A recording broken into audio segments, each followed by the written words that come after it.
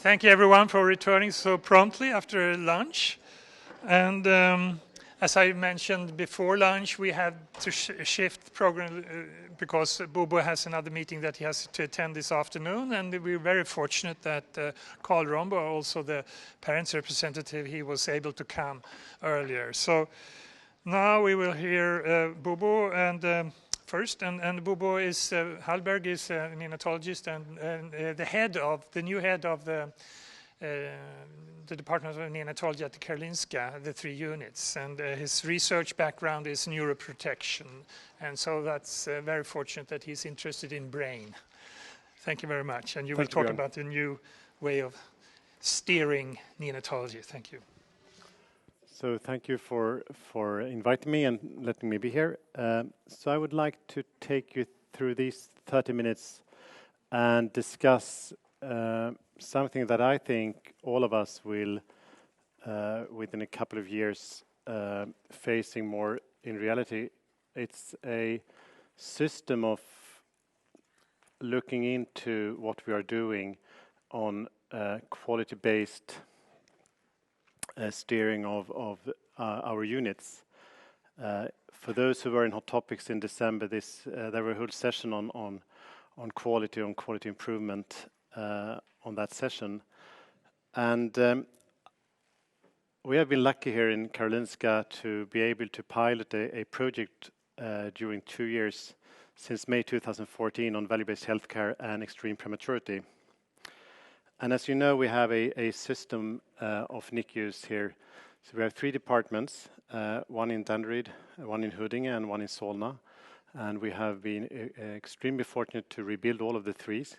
And the last step is going to be taken 27th of November when we're moving into the new 28 cots NICU here at Solna.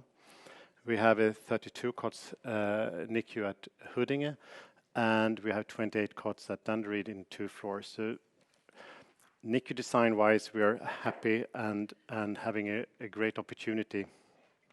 We're taking part of approximately 75% of the regional neonatology. It's 30,000 deliveries. It's around 2,600 admissions and 250 babies less than 32 weeks. And we've been focusing a lot during the decades on birth and survival. And what we're discussing now more and more is to actually be focusing on lifelong health and how to achieve lifelong health. And we know a lot about how the brain develops, but we don't know so much about how to actually make it happen, how to make the brain develop in a good way. We know very little on what to do when the baby is discharged. We know something about how to make them have better nutrition or to support the brain growth within the NICU, but I think we know very little. We have some early data now on growth factors or about how to promote breastfeeding or early skin to skin as a PISTO study. A lot of things are ongoing at the moment, but I don't think we are even close to the goal. Maybe we know 10 to 15% of what we should do. And one way to address that question is to measure and to learn more. And at Karolinska, we've been very interested in a new model called value-based healthcare. It's a model developed in the States at Harvard and was described by Michael Porter. And we have adapted this system into our new ways of looking into healthcare. And in this figure, you can see this is the patient coming into the hospital and then leaving. And you can come in, like for us, usually it's a transport of a extreme premature baby, and the mother delivers. And we have the team, we have the research, we have the knowledge, innovation, and we have a decision group on how to make things happen. And then the second part is here. It's to define what really matters to the patient, what really matters to the infant. And of course, we need to know our costs on how to achieve the outcomes. I gave a lecture here 2 weeks ago, and the audience was just obstetricians and midwives. And I showed this picture and then I asked them, what is the outcome for the patient? And I gave them a couple of minutes to discuss to each other. And I think if you just could define what is the major outcome for the patient, as you said, 2 and 2, try to define what would be the major outcome that you would like to measure for your patient group.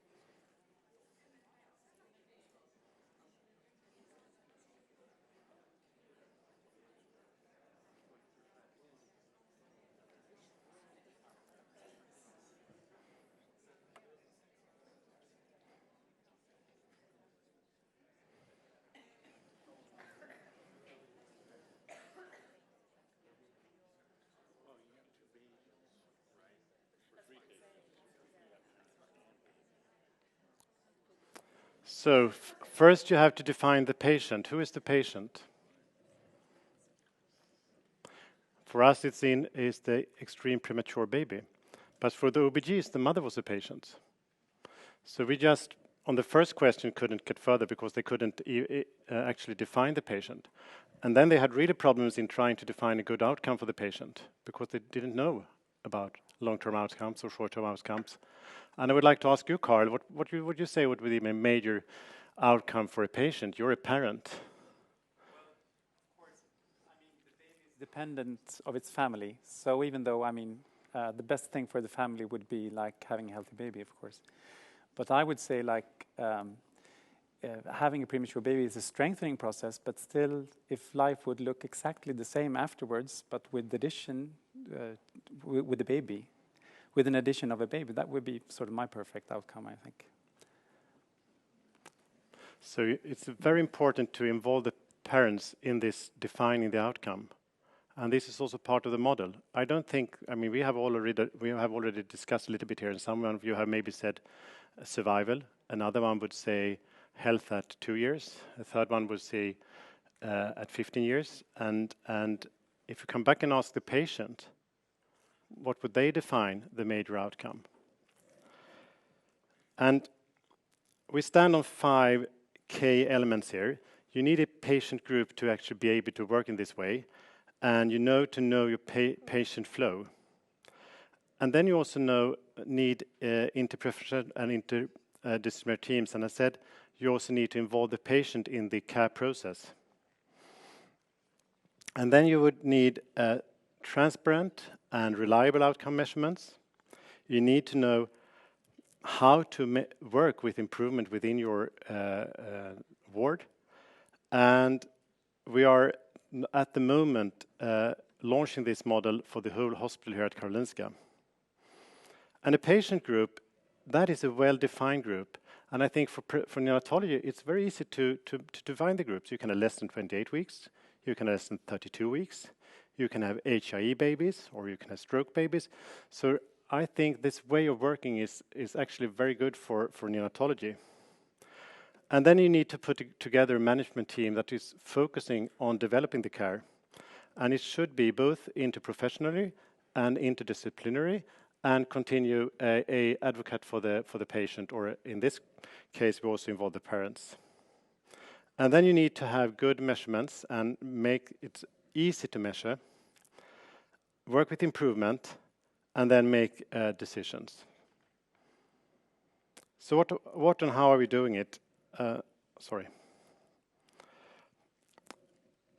We focus on the patient flow and the journey for the patient. And also neonatology is very good because you have the patient when it's born, and actually you can start to work with OBGs before the baby is born. And then you can follow the baby as long as you want to. In the Stockholm Neonatal project, there is a 29-year follow-up ongoing at the moment. And I know for the Bavarian studies or for American studies that are really long-term follow-up. So we know a lot about how these patients do in time. But to be able to make a change, you need to know what's ongoing in the ward. And this is our map for our ward. And then we have found where very important decisions are made, like, for example, centralization and regionalization, where the baby should be treated, when it should be transported, going to home care, if it's come back into the hospital. And then we're trying to involve the whole management team. And this is just one day of where we're working together on this with the medical director at one of the units, the research director, one of the head nurses, another clinical director. As you maybe see, this is Balvin Johnson. This is Ulrika Odén, as you know. And Karina, she's here today. And when you're designing your pathway, you also need to work with the other part of the organization, like the anesthesiologist, or the people at the MR, or the physio. So you need to create an atmosphere where you're having the same goal. And then you put together your steering group, and this is my just a picture of how our steering group is working. With a nursing manager, we have administrative support, we have a physio, occupational therapist, we have a patient representative, we have the patient flow captain, and they're working all together, and we also have the researcher here. And then they are asking different questions within the team. I had a question before the lunch on how are you implementing the family-centered care.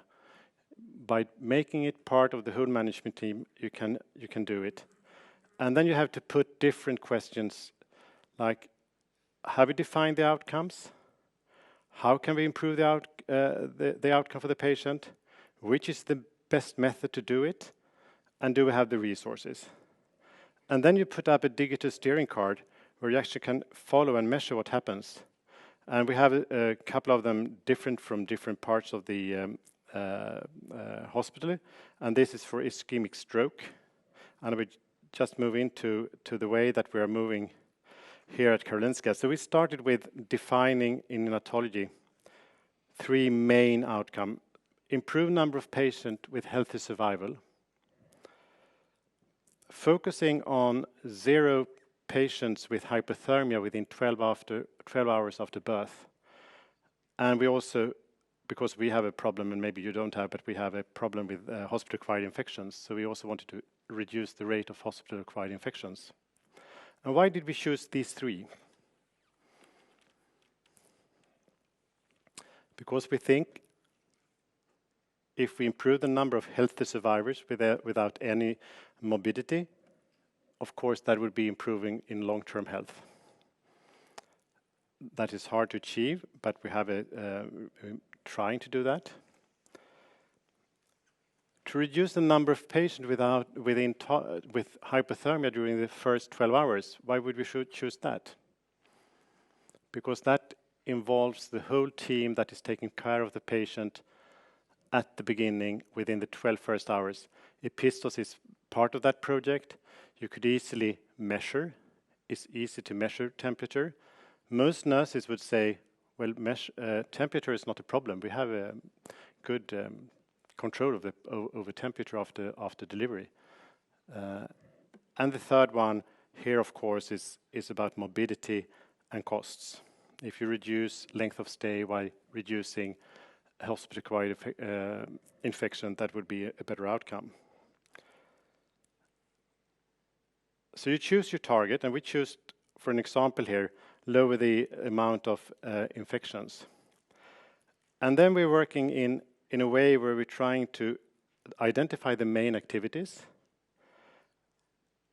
a couple of sub-activities like web course for staff, measuring compliance to routines, a course, compliance to guidelines, registration, giving the right antibiotics, and also using our quality register, and then a measuring process.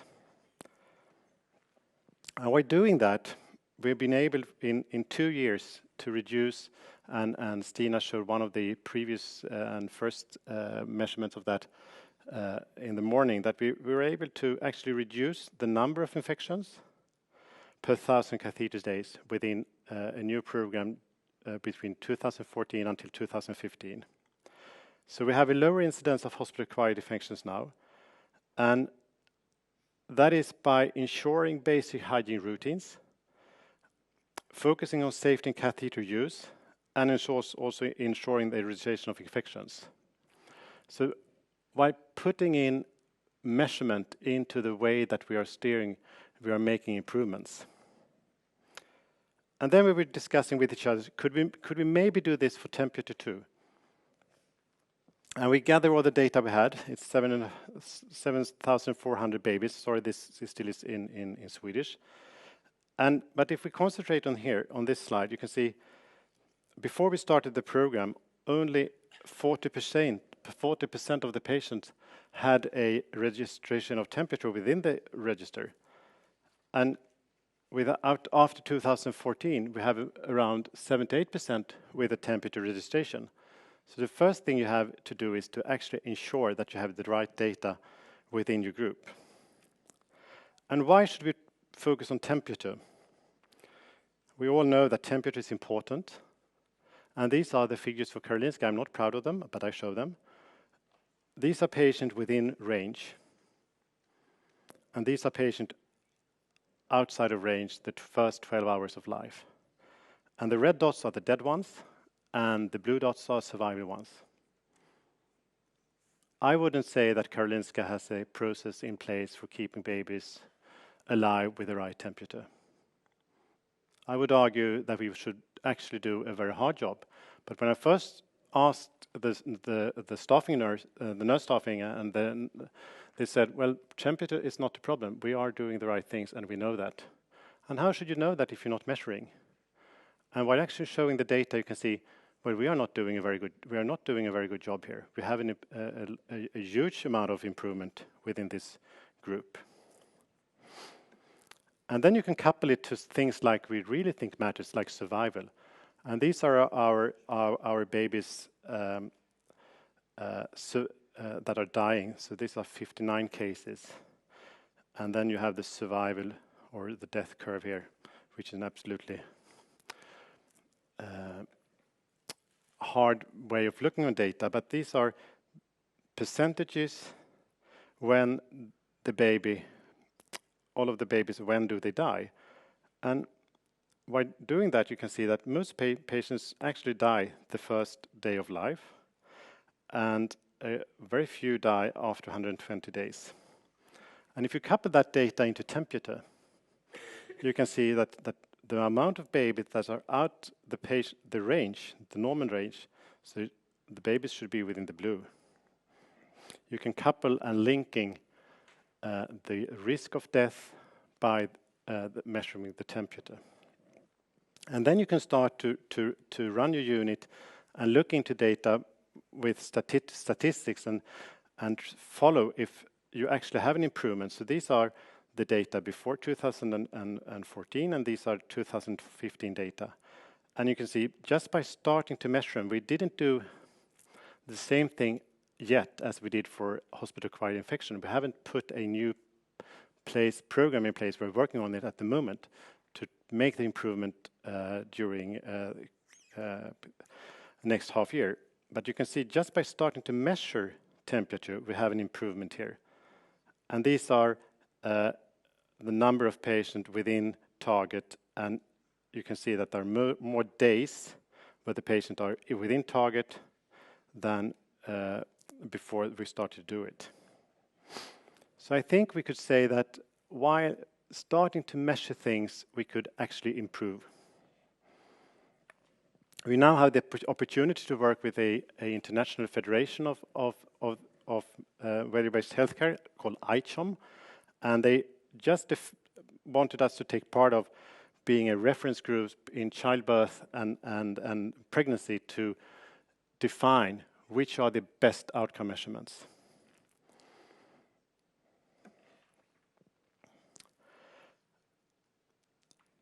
We also think that it's important to focus on long-term follow-up. And this is from our register on patients that that needed to see a psychologist but didn't. So, because when they were examined by a physicist, the physicists, these are the same patients. The physicist would say, well, there is no disability. This is an extreme premature group. But if you looked into the Bailey scores, you could see there was only around 35 to 40% of the group that had no disability. So you need to also, when you measure the right things. If you would ask a parent, as we just did, what would they focus on as a long-term outcome measurement, or what should we focus on? And if you look into teenagers, what do we know about teenagers and prematurity? We know that parents report that preterms are more frequently have problems with attention, memory and planning, anxiety and depression, and they're also less extroverted and a little bit shy. How many of you have a teenager at home? And how many of your teenagers are preterm? So I would say that most teenagers, parents would say that their teenagers had problem with attention. A lot of them have problems with memory and planning. A lot of teenagers have problems with anxiety and depression. Maybe they also are a little bit shy. But is this a problem more for preterm teenagers than normal teenagers that were not preterms? And what do the patients for themselves have? Most of these studies say that the preterm infant as a teenager doesn't report this. They report their health outcome as the same as their peers. So to defining a outcome measurement, you need to know which glass you're looking on. And also you need to know if the glass are half empty or if you are drinking or pouring. And starting to work with this, I think it's so hard to define a good outcome measurement for a preterm. And I think we do know very little about what the infant themselves think are good outcomes. We know that our parents report that 96% of them think that we are giving a good care.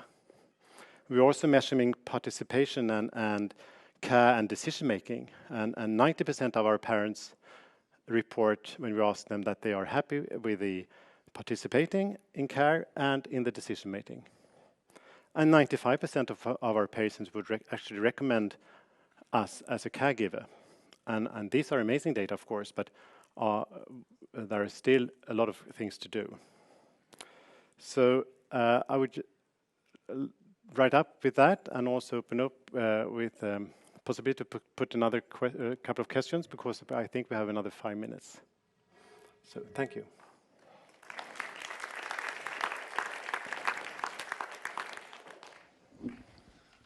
So now the floor is open for questions or comments.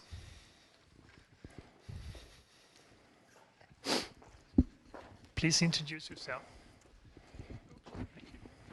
Tobias Reiring fra Drammen.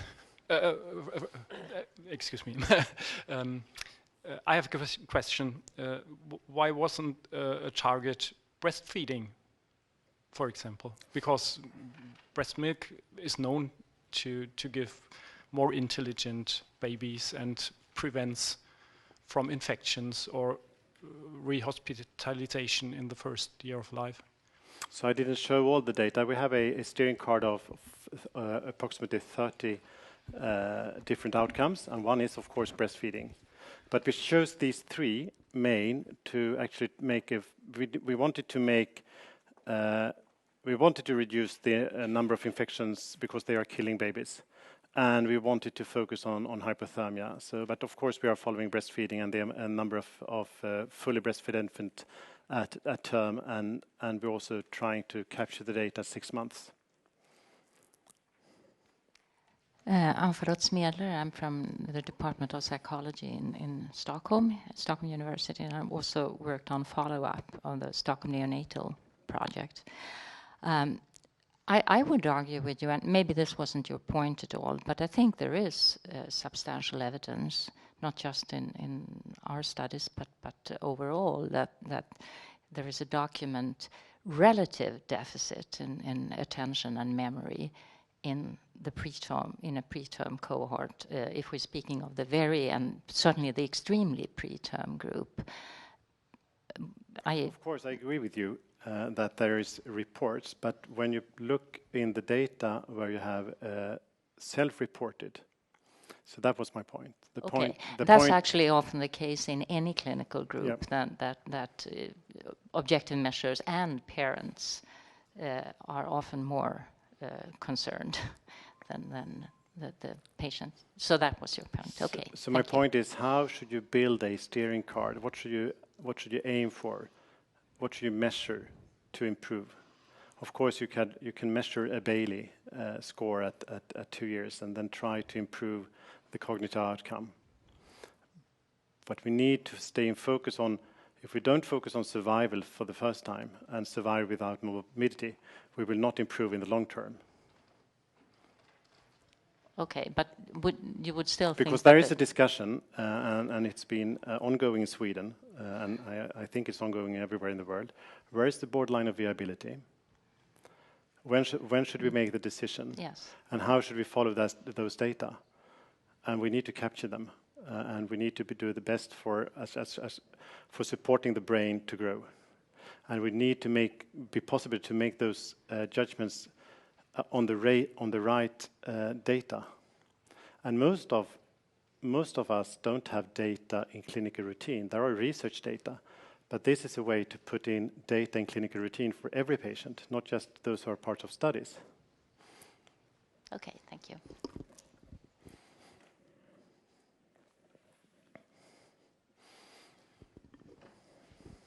Thanks. You said that the value is the outcome over the cost. Have you got some pressure to reduce the cost? There is always a pressure as a manager to reduce costs, but the pressure is actually more in trying to improve quality at the same amount of costs, not reducing costs. But if you can show that you're reducing the length of stay or reducing use of antibiotics and those very hard measurements or occupancy of beds, something, of course, that's a possibility. Our system is run by the government. It's a governmental tax-paid system, which is of course completely different than if you work in the States, for example. Thank you, Boubou. Pierre Kuhn from France. I had a question about the cost, but you already answered to that. So I've got another one about the location of a patient, because this different patient with different characteristics, like below 32 weeks or full-term babies with HIE, would be in the same unit, in the same location. So how would you handle all these steering groups in the same unit at the same time? Yeah, it's a very good question. We are working with at the moment putting directors for extreme premature infant, and then which are one group, and then we defined a group of babies between 32 and full term with intensive care need as one group, and then a third group would be patient more with diseases related to adaptation, like hyperbilirubinemia or hypoglycemia. And those three groups would, of course, sometimes work together, and they can help each other to build the steering cards. But nurses and doctors should be able to work in all of the flows. So that's the way we're trying to do it. And we also believe strongly in centralization. So the most extreme premature babies are just born here in Solna. And then we're trying to define when a baby should be transported and not. But even though a baby is born in 23 weeks, it could be transported and treated at Danderyd. So we need to have the same care in place for both units, for example. Would that answer the question? Yes. Yeah, thank you.